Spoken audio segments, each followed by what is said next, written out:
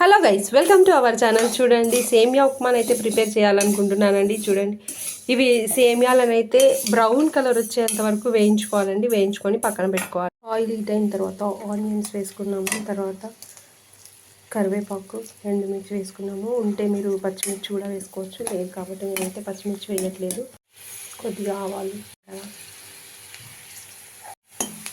Onions మగ్గిపోయిన తర్వాత ఒక glass water అయితే తీసుకుంటున్నాను.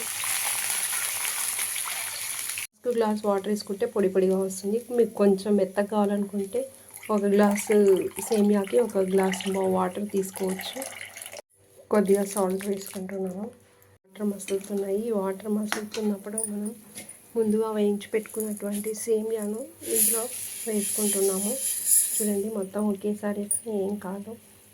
చూడండి, ఈ విధంగా సేమియా అయితే పొడి పొడిగా సూపర్గా వచ్చిందండి. టేస్ట్ చేస్తే మరీ బాగుంటుంది.